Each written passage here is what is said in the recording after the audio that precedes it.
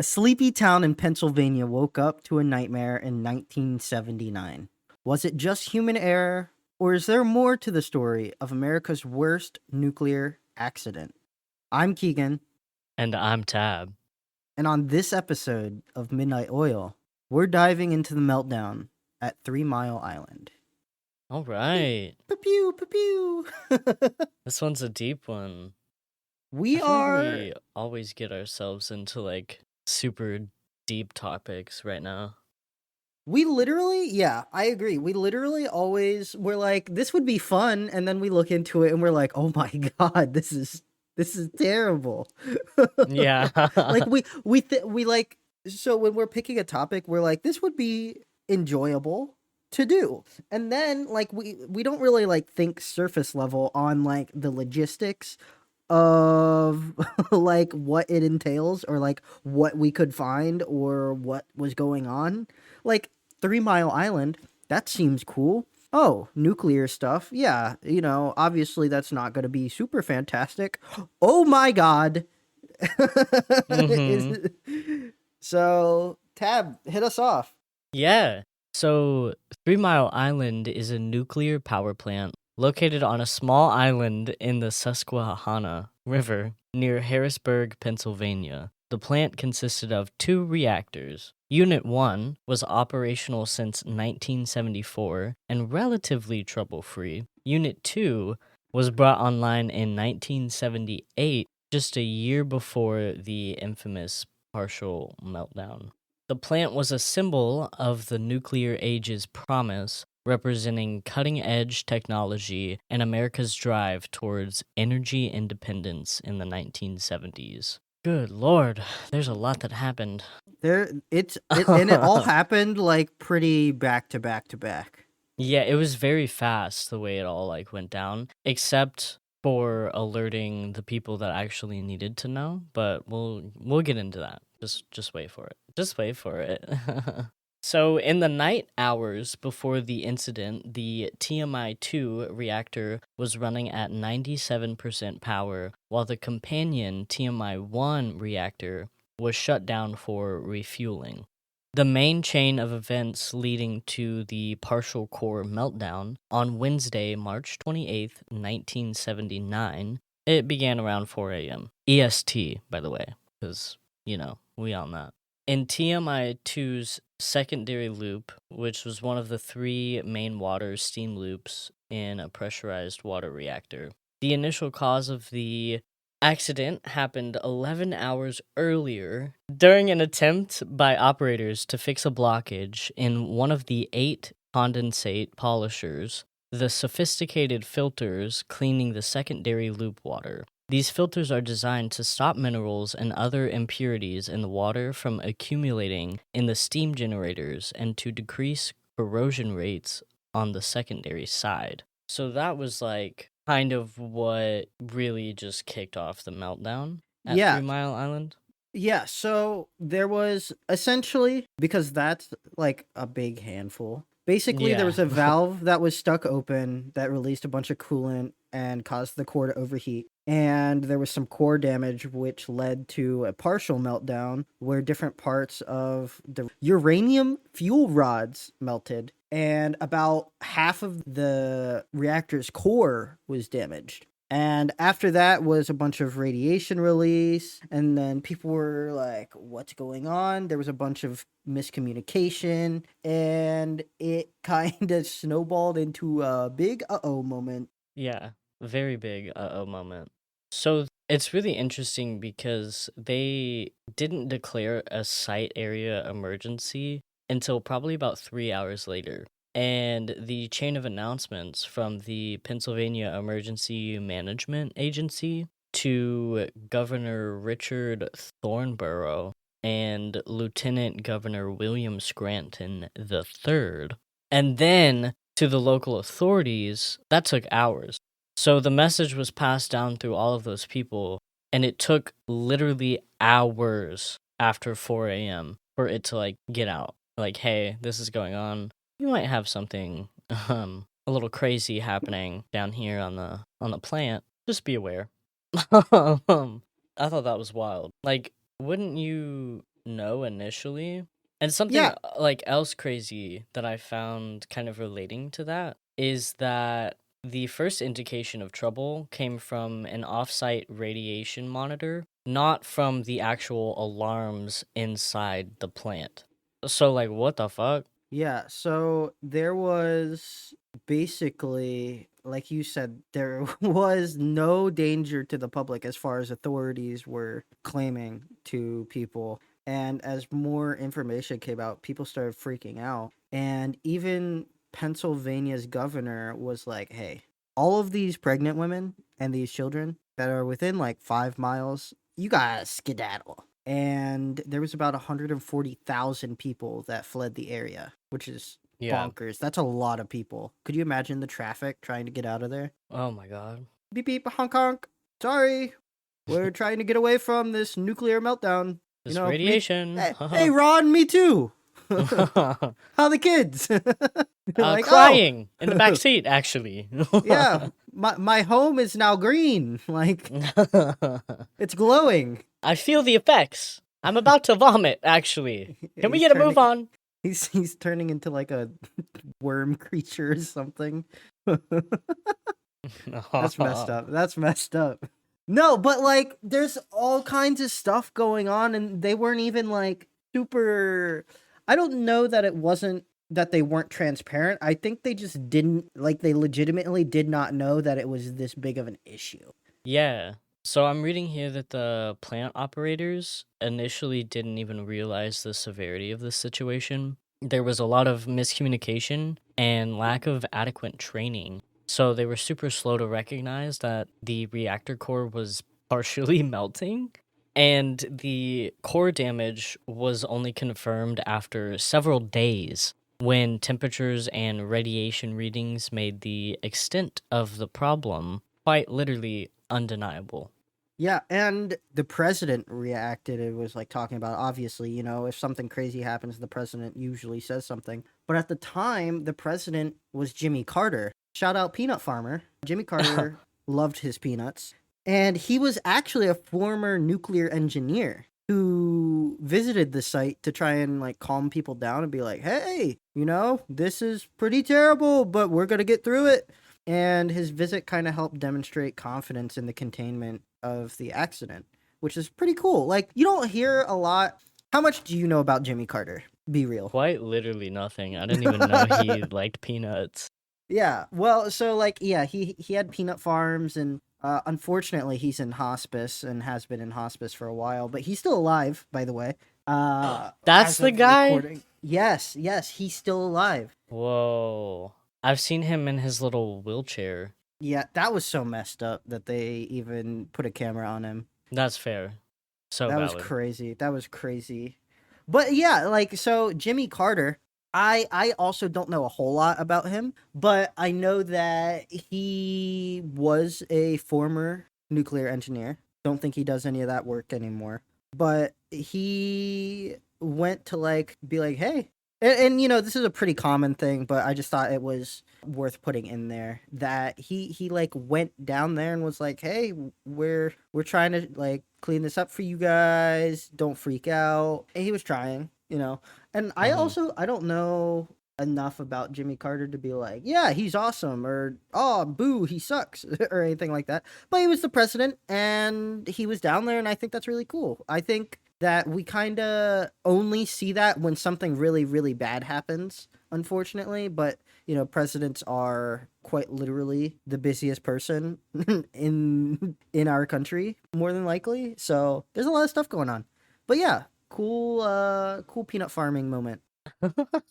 But so have you seen anything about the long-term effects? So they had collected a bunch of water, like radioactive water, I guess, or like contaminated water, rather. The contaminated water was stored for decades. So it was the water that was like around there that got contaminated with, I guess, radioactive fallout or whatever. During the cleanup, over 2 million gallons of radioactive water was collected and stored on site. It took until 1993 to begin safely evaporating the water into the atmosphere under strict monitoring. Yeah, and this was something I don't know if it was due to like this specific nuclear meltdown, but there was NRC reforms, which is the Nuclear Regulatory Commission. See, I can say that, but I can't say I don't even remember what the word that I couldn't say the other episode was, but I can say Regulatory Commission, kinda. But it basically introduced stricter safety standards and better training programs that enhanced monitoring protocols for nuclear plants. And they were like, hey, we gotta kind of, if we're gonna have these nuclear plants, we gotta be a lot safer.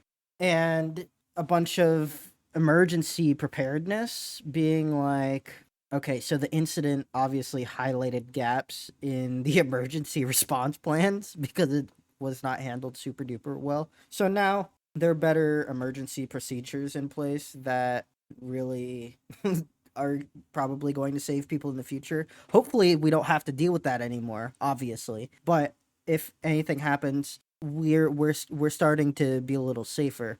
But this led to more robust evacuation strategies and public communication systems at the time, all the way through now. But with this happening, public fear of nuclear power skyrocketed, which, if I was living somewhere near a nuclear power plant and it started melting down, I would also probably be part of the public fear of nuclear power because I'd be like, why is this thing close to my damn house? Like, what is True. why is this by my property?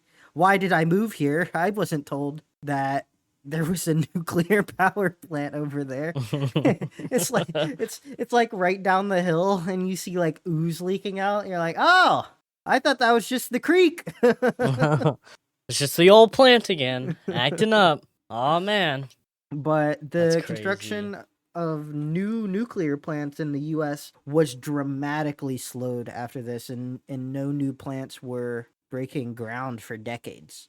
Which I mean, that makes complete sense, to be honest. Because why would you want to go build more after you just had 140,000 people criticizing you, telling you like you're really scaring us. This is horrible. I can't believe you're not communicating. What the fuck? Oh yeah, would you like to role play a board meeting? Here.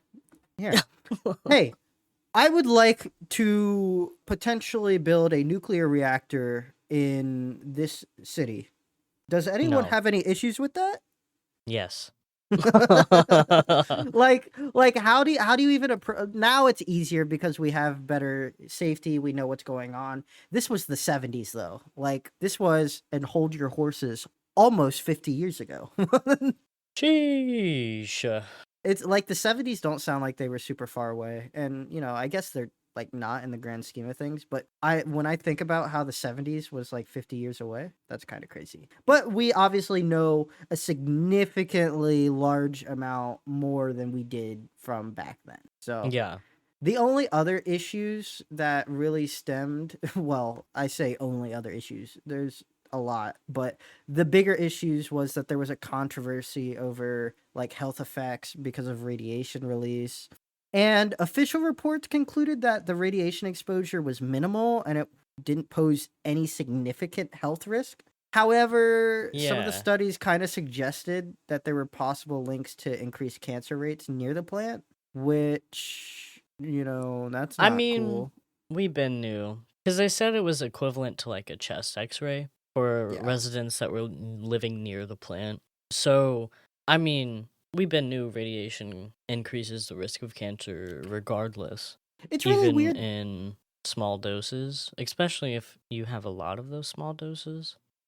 Your Yeah. microwave produces radiation.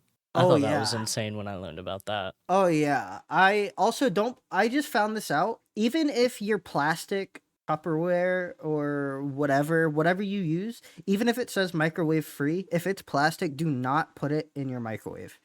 Oh, Ever.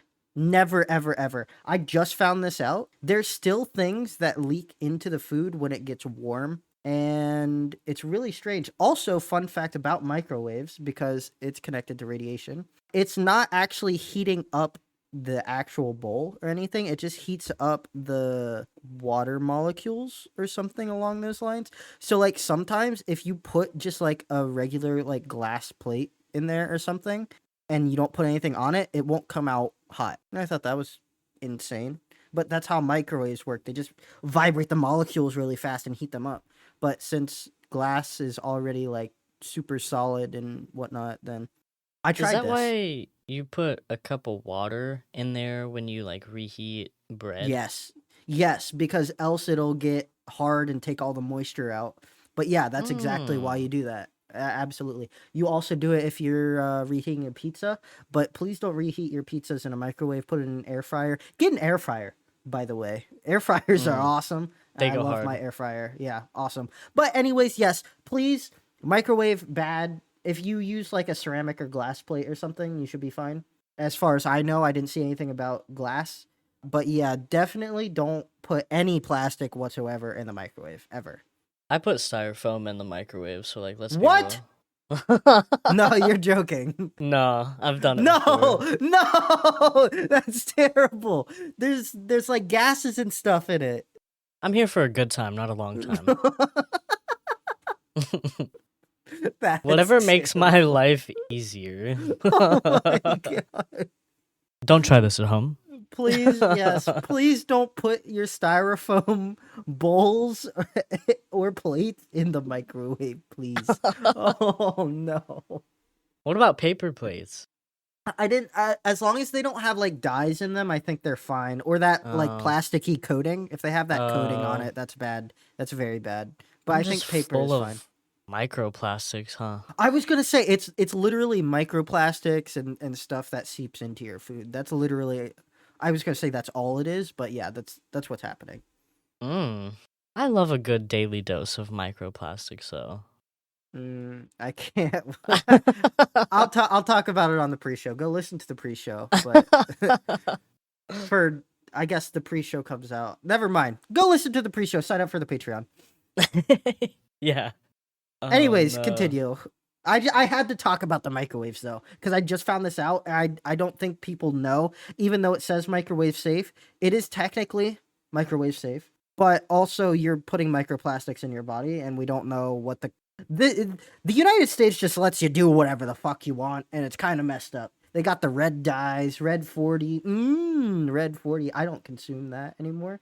I I found out drink that's it very bad. actually like concentrated. You I'm also do kidding. like energy drinks. Oh yeah. For I'm a sure. concentrated red 40. You're just putting back shots of red 40. Yeah. That's what I roll up to the party with. Most people bring like moonshine or Everclear if they really want to go hard, but me, Red 40. See you on the other side, brother. You're over at 3 Mile Island and you're like, I'm here for a good time, not a long time. Might as well get radiated. And I'll be Why like, hey, not? y'all need help with cleanup? And then I just Yeah. start drinking the water. No, no, no. Drinking the water is crazy. I dive That's into the crazy. core. Oh my I'm god. like, yo, that's You're pretty gonna, cool. you're gonna look like Swamp Thing. Oh my god, no. I would. I We're wouldn't. making we're laughing, but obviously we know it's serious, very super serious. But did people die? I haven't seen anything about anybody dying other than completely unrelated to the actual meltdown itself. Was a whistleblower named Karen Silkwood, and her death is like it's roughly unrelated, but it's still on the like nuclear history side of things. She was talking about how plutonium fuel rods for nuclear reactors were bad, and she was going to meet like a New York Times reporter and a union representative to share her findings that the, rods were bad and they were distributing like plutonium contamination. But then she was found in her wrecked car, dead. It looks to be like a hit and run or a single car accident. And so there was a lot of speculation with like, that's weird. But whenever they did her autopsy, they found traces of plutonium and also some form of it was a drug of some kind, and so they kind of ruled it that maybe she fell asleep at the wheel. But she was a whistleblower, so there's speculation from a lot of different sides that it wasn't an accident, but that's like completely unrelated to 3 Mile Island. It just happened around the same time frame. There's actually a movie about her starring Meryl Streep. Kind of cool. Yeah, it says that the official death toll is 0. But, the second you start talking about radiation, it's really hard to know if it was caused from, this or an x-ray or something like that. But, if you lived here, they say that it wasn't enough to cause any adverse health effects, but I mean, we probably know more now. So if we did studies now, it would probably be different. But I mean, I'm a firm believer that the less radiation, the better. Yeah. But our phones are like, if you have an iPhone, at least I don't know about other phones, but if you have an iPhone that has like you're slowly radiating yourself. Mm-hmm. That's why you're I not supposed to like sleep with it. But I Yeah, do that too. I do that. Well, I used to do that. I used to sleep like with YouTube on, like right in front of my eyeballs. Mm-hmm. No, I fall asleep on my phone most of the time. And so I end up waking up and I'm laying like right on top of my phone and it's really fucking hot. And I'm like, oh, my bad. Oopsie. I found some like interesting unknown facts though. So this one was kind of interesting. Just 12 days before the accident, the movie The China Syndrome was released, depicting a fictional nuclear meltdown. I think Nuclear that's meltdown. crazy that 12 days before the accident, that movie was released. And then it happened. But the movie's title refers to the idea of a meltdown so severe it could burn through the earth to China. Obviously, it was Whoa, an exaggeration, but very interesting. that's bonkers. So they just made a movie about it. Well, not So, about it, but a movie that like predicted it because the movie came out 12 days before the meltdown actually happened. that's well, okay. 12 days. That means the movie was already probably filmed. Well, it most definitely was already filmed. Okay. Well, that's still kind of crazy. Like within, filming within a year is kind of crazy. Yeah. Also, another interesting thing that I read was that Unit 1 reactor remained operational for decades after Reactor 2 had the meltdown, and it finally shut down in 2019. So that bitch was still going. That's crazy. Mm-hmm. Nuclear meltdown, nuclear meltdown. If you get that reference, by the way, we're absolutely best friends. I hate to say that Anyone, I don't. anyone listening, I would probably guess that out of a 500 people poll, one person may know the reference. Fair enough. Maybe less. Put it in the comments of our Instagram. By the way, ooh, no, I'll talk about it in the pre-show because I got a bone to pick. Not a bone to pick. That's funny. But yeah, so here's a few more facts before we officially wrap up. One of the operators that had to stand watch, they weren't allowed proper bathroom breaks, so he had to urinate in the control room. I thought that was crazy. And then the last one that I'll leave off on, the cleanup of the whole thing lasted 14 years and cost over $1 billion. Whoa! The cleanup of Reactor 2 involved some of the most advanced robotic technology of the time. Robots and remote controlled equipment were used to safely remove 100 tons of damaged nuclear fuel. Holy. Yeah. That's insane. That's so much money. Mm-hmm. I don't know if people know how much a billion is anymore because you hear about billionaires. There's a like DuckTales song that explains how much $1 billion is, and it's a lot of money. Obviously, it's a lot of money. I don't think people think it's like a little amount of money, but I don't know if they can visualize it. It's like actually a crazy amount of money.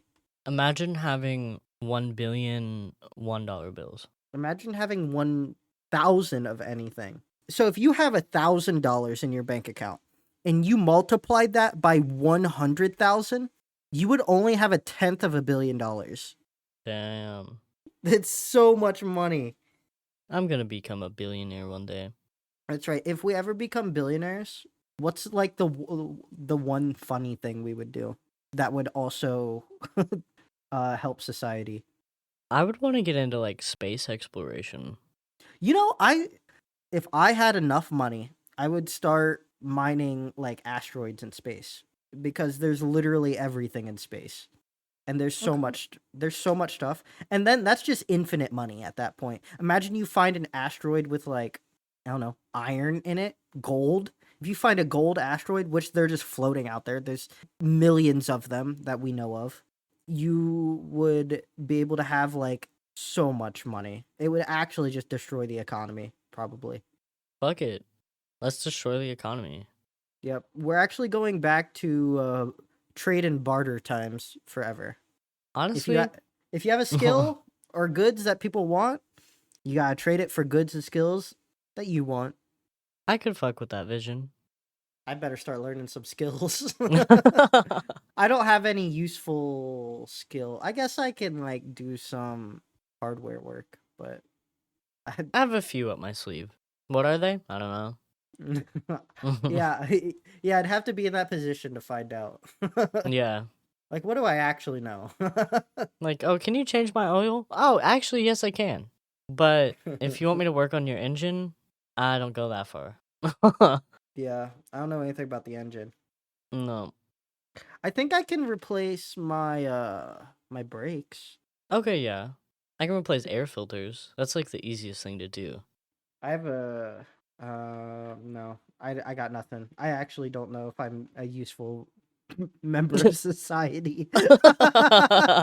This is me putting value out into the world right now. Me putting value into the world is saying that I have no value in the world. Well, I mean, so if you think about it objectively, right? If everything is trade and barter, there's going to be people wanting to trade things for entertainment. I guess that's I true. mean, We're back. yeah. Redeemed. That's right. If you want the trade and barter system to come back and us to come to your house, we will work for 1 gold ingot an hour.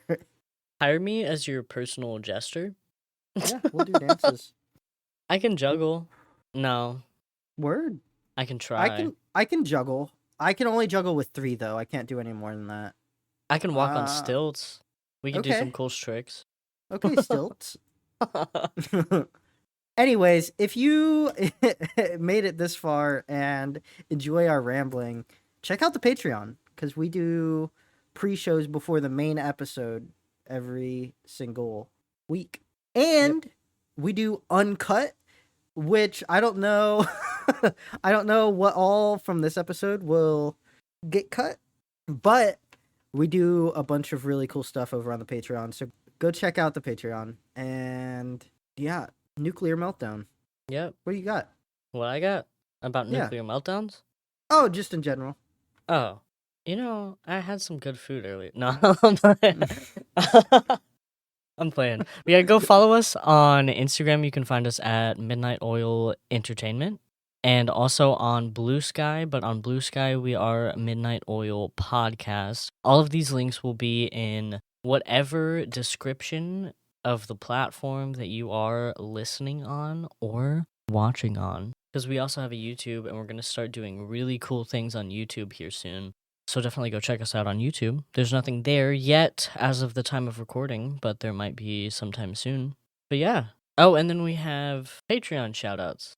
Let's do it. So, to our Patreon listeners or people who want to join the Patreon, you can join. First of all, you can join the Patreon for free. You just don't get to see all of the super neat and nifty stuff. Tell us, give us a 1 or 2 sentence thing, whatever you want us to say with your name. So, I'm going to read through our very long list of Patreon members. We have Zaid A and Dakota N. Zaid streams. Go check out Zaid's Twitch. It's Agrod AGR0ED. And Dakota doesn't really do anything on the internet. So just thank you very much. Woo! And Woo! watch in a year's time, Just wait. Oh, in a month's time. Just you wait. Yeah. Watch out. Watch out. Yeah, watch your back. You might get a podcast to the face. Hey, yo. Boom! Knowledge. Boom! Haha, laughter.